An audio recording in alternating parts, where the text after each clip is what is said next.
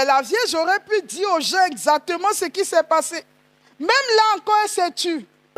On ne connaît pas l'histoire de la tendre enfance de Jésus. On ne sait pas de son enfance à 12 ans. Qu'est-ce qui s'est passé de 12 ans à 33 ans? Qu'est-ce qui s'est passé? Et comme Jésus est parti avant sa maman, c'est elle, Marie, qui pouvait dire, bon, mon fils est parti, mais il faut que je vous dise la vérité. C'est la vérité que vous devez consigner. Voici ce qui s'est passé. Voici ce qui s'est passé. Mais même au moment où l'Église entière a besoin que la Vierge parle, pourquoi on consigne tout ça dans la parole de Dieu? Pour ne pas qu'il y ait des pages, des pans entiers de la vie du Christ qu'on ne connaisse pas. Le pape Benoît XVI a écrit sur l'enfance de Jésus. Maria Valtorta a parlé de l'enfance de Jésus. Mais tout ça, là, on est obligé d'aller faire des recherches, des spéculations, voir comment les gens vivaient à l'époque de Jésus, comment les jeunes étaient traités, pour essayer de remonter l'histoire de Jésus en espérant que ce soit la bonne. Mais la Vierge aurait pu dire aux gens exactement ce qui s'est passé.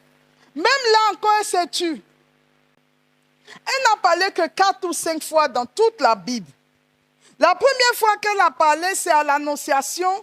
Quand l'ange lui a dit le projet de Dieu, elle dit, comment cela se fera-t-il puisque je suis vierge?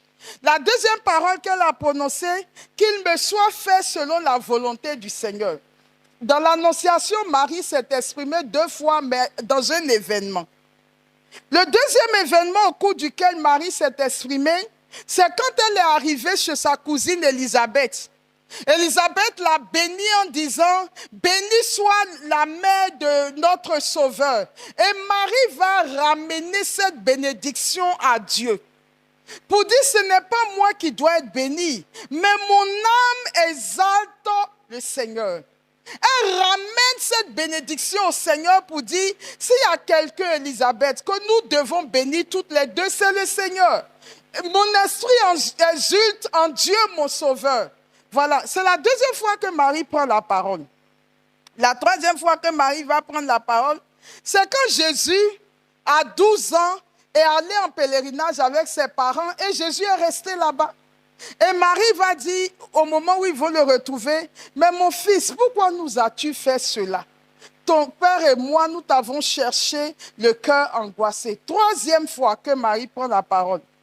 Et finalement, la quatrième fois où Marie prend la parole, est-ce que quelqu'un peut me le dire? Aux noces de Cana, faites tout ce qu'il vous dira. Voici tout ce que Marie a dit dans toute la Bible.